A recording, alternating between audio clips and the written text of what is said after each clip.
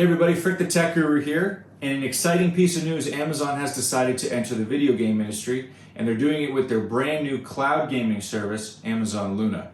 I've registered for the early access, so we're going to take a look at it today, the library of games that they offer, how well it works. We're also going to unbox their new controller, the Amazon Luna controller, and I even have the official clip that attaches to the controller so you can put your phone on it and play the games directly on there as well.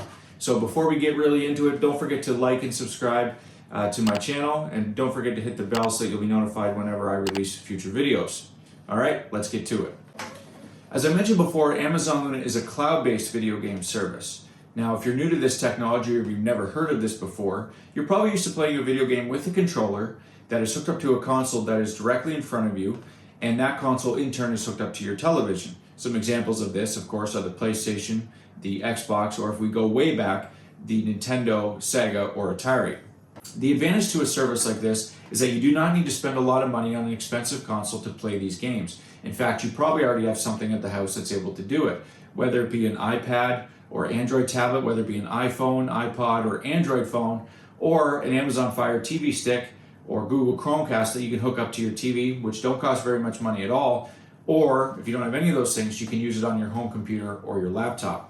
The disadvantage to something like this is something called latency. Now, when you play a game, you want the movements that you make and the buttons that you press to translate to the screen that you're playing them on as quickly as possible. You don't want any lag, as they say. Just when you press a button on this controller, it's not going directly to your iPad or tablet or your TV. It has to send that signal over your Wi-Fi internet to the Amazon servers, which in turn has to send them back to the game. And again, sometimes there's been issues with that, but we're going to test that for sure. So let's continue. We're going to unbox the brand new Amazon Luna controller. We're going to judge its quality, see how it feels in the hand, and then we'll fire up the service and we'll test it on a number of different devices to see how it works. All right, let's unbox the controller. Now, this is the official Luna controller directly from Amazon. Keep in mind that you do not have to use this controller with the Amazon Luna service. You can use any Bluetooth controller that you want according to the app. So again, you do not have to spend the money on this. This controller was $60 US, just so you know. It comes in this purple box. Let's go around the outside. It says it has Alexa, Wi-Fi, Bluetooth. It has a USB-C port to charge and a 3.5 millimeter line in, line out for your earphones or headbuds if you want to plug them, or microphone if you want to plug them directly into the controller. It says for the love of play.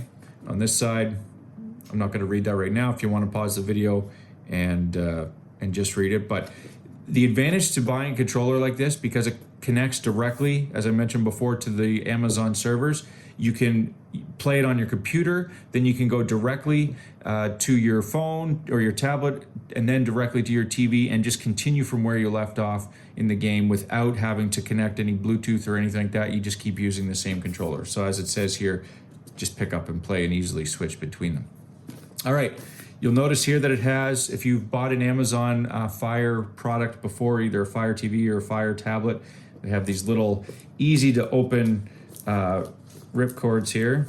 You just peel that across, nothing to cut or anything. Let's open it up and see. So right at the beginning, we're directly introduced to the controller itself. We're just going to put that to the side for a second before we try it out. We have a little bit of instructions, I guess you could say,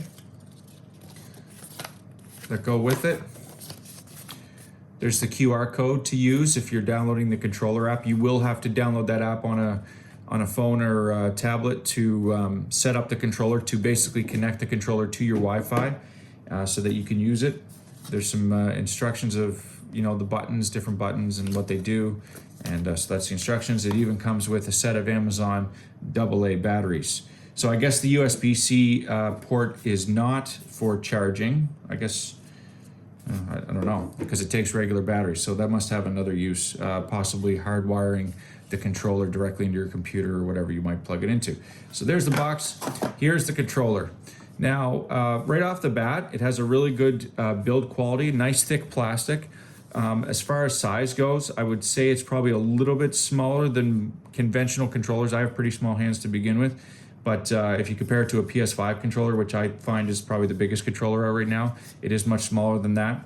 The joysticks are in the place of where an Xbox controller would be. So just to kind of do a comparison, as you can see, they're very, very similar. Even the buttons are all labeled the same, and the tops are pretty similar as well. So very similar to the Xbox controller. That's what it's modeled after. I like the colors of it. It's a kind of like a matte black, a little bit shinier here, but I like the purple on the buttons or on the joysticks as well. Again, it feels nice and good. I don't know if you can see, but really close, there are grips there. It's slightly textured. Some people say they have problems with this, that it makes their hands sweaty, but I don't seem to have a problem with it too much. So let's go around, shall we? Again, X, Y, A, B, similar to Xbox. You got 3 buttons here. Not sure what they do exactly. That one's probably your Alexa button. That's your home button there. Joysticks, D-pad. On the top, you have your right button, left trigger, and right trigger. And battery slot there. And then on the bottom, you have your 3.5 millimeter jack and USB-C on the top. Again, feels really good, honestly. Buttons feel good, feels high quality. We'll see how it works when we actually use it. So there it is, that is the controller. Okay, so I actually ran into a problem with setting up the controller, and I think everybody should know this before we proceed. Now, first of all, as some of you know, I live in Canada. Amazon Luna is not technically available in Canada yet. I have an address in the States. I live right on the American border, so I have an address in the States that I get all my packages sent to, which is how I got this in Canada. But just so you know, when you are using a Canadian device and you try and download the app to register the controller or to set up the controller, it's going to tell you that that app is not available in your country or region. So I cannot officially download the app on my iPhone or iPod because they are Canadian and this service is American, and they are not available on the Canadian Apple app stores. I am charging my Amazon Fire tablet, which is American, so we're gonna see if we can set it up that way. Until then, I'm just going to unbox the official clip as well, something I forgot to unbox in the previous segment. And this is obviously very simple. So what you do with this is you simply attach it, I think. Yep, there it is. So you attach it to your controller like that, and then you can put the device that you're playing on directly in the controller. So it just slides up like that. Whoops. Slides up that and holds it, and you just push these buttons and you can angle it however you want. That's actually super convenient. It feels good. It does make the controller a little top heavy, but it allows you to play the games a lot easier if you're playing on a mobile device like this. Of course, it doesn't work for tablets because they're too big, but something that you can use on the go. Again, this clip was officially designed for this controller, but you can get them on Amazon for any controller that you want to use. So let me see if I can figure out the controller issue, and we'll be back and we'll hopefully be able to test out the actual service. All right, so I was able to get the controller working after a huge pain. I had to grab an American Fire tablet and sideload the app because, again, the app was not available on the Canadian App Store. So unless you're really techy, I wouldn't recommend getting this in Canada yet, whether it be through eBay or whatever other means you may have to get it in Canada. Unless you're techie or know somebody that's techie to get this going for you, it may require a few extra steps. If you're in the United States, of course, it's not going to be a problem whatsoever. I was able to get it working though, as you can see here. I do have a flashing purple aura around the home button, which means it tells me that I'm not currently connected to a gaming session. As soon as I pick a game, whether it be on my tablet or phone or anything, it should automatically connect to that session. So we're going to try that right now. Now, one thing I did not talk about yet was the price and the library. So the price for the Luna Plus service is currently for early access, it's $5.99. That is subject to change when it actually gets officially released. But you can also pay an additional $15 US to get the Ubisoft Plus collection, which I would highly recommend because that is where most of your AAA titles are going to be, such as Assassin's Creed, Far Cry, Watch Dogs, all of those are going to be in there. So here's just a couple of games. I'm not obviously going to list them all to you. You can pause the video if you want to take a look, or you can do a simple Google search and it will tell you. But you know, you have some pretty good games on here. I would assume the library is only going to get bigger and better as this comes closer to official release, and of course after it's officially released as well. So what we're gonna do is we're gonna pick a game. I'm gonna pick a racing game because that's where you can really tell if there's any lag with the controller at all. So I picked the game. I'm gonna hit play now. I'm not gonna edit this video at all. I want you to see how long it takes in real time to load the game. I'm also gonna hold my controller here, and I felt the vibration, which means the game has connected to a gaming session. So there you are. And it is loading. Let's see how long it takes.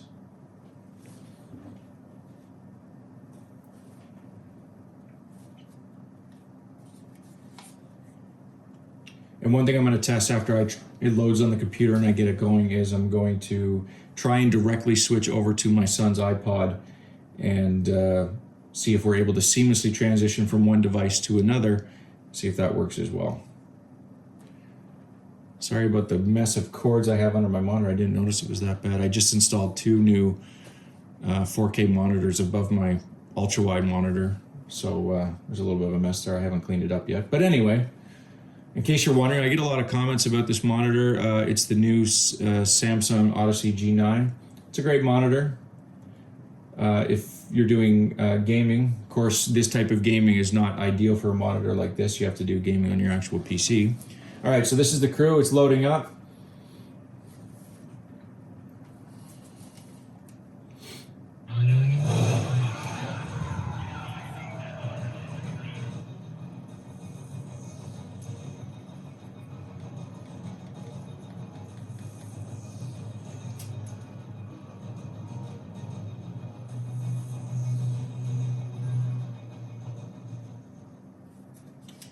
Okay, so the controller is working so far. There's a tuner across town.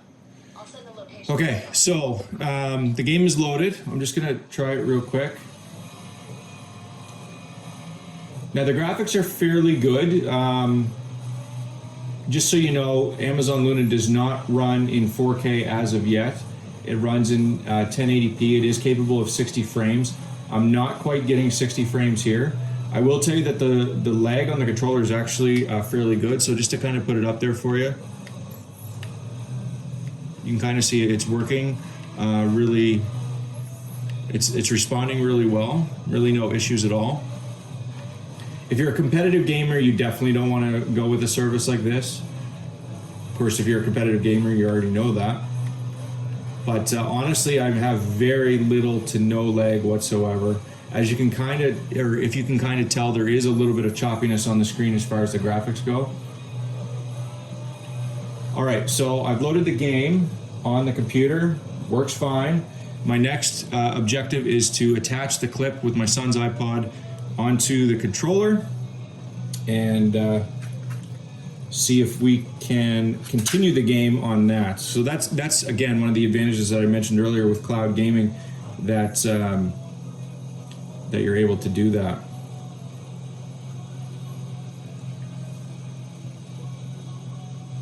Okay, so we're gonna go home. I'm just gonna reload the app so that it refreshes with the games I was playing.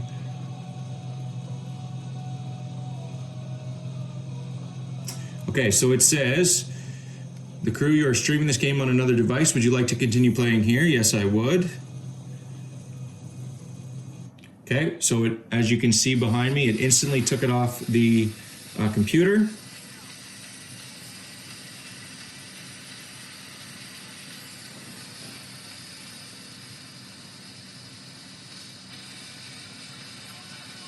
As the game is loading, and close that.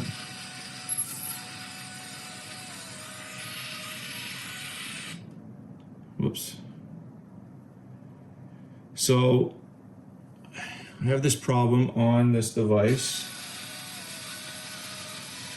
where it gets stuck on the screen. It says this game may require you to use touch on select items and enter text. I understand. I hit got it, but the screen does not go away. I don't know if it's because I'm using it on an old iPod, but that screen will not go away. If I press the buttons, I can hear my car moving, but this screen will not go away. So what we're gonna do is I'm just gonna quickly not use it on my phone because I'm assuming it's gonna work fine on an iPhone, just this old iPod Touch, it doesn't. I'm gonna go to my big screen TV, load it up on my Amazon Fire soundbar and see if that works.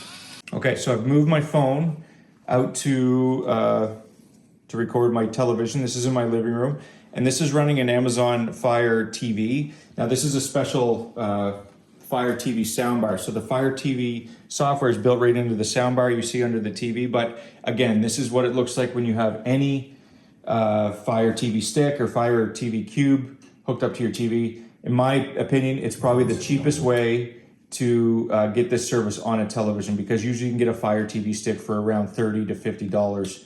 Sometimes even less. In the States, you can get them as cheap as $20 on Amazon when they have a sale. So you'll see here, Luna has an official app. I'm just gonna boot it up. Again, my controller says it's still connected to the session. And as it says, you are streaming this game on another device. Would you like to continue playing here? And I'm gonna hit yes, continue on this device. And we're gonna see if it loads right up. Okay, the Luna controller is now connected over Cloud Direct, it says. And the game loaded up super quick.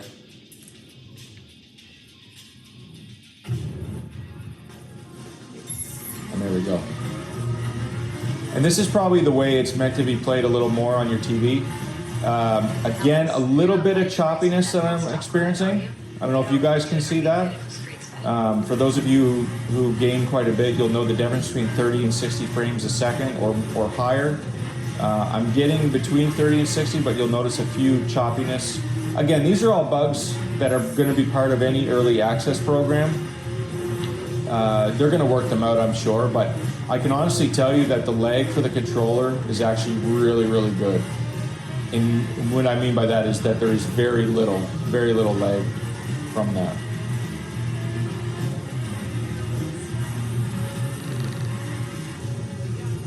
Let me just see how easy it is. So here's some of the settings. I press the home button on the controller. You have the exit game, you have the information about the controller itself. You can go to on-screen keyboard to enter text if you like. Let me just see how quickly I can quit a game and get into another one. It's gonna ask me to leave some feedback. I'm gonna skip that for now. Let's go back a game, shall we? So if we go into Steep, for example, we'll go to play.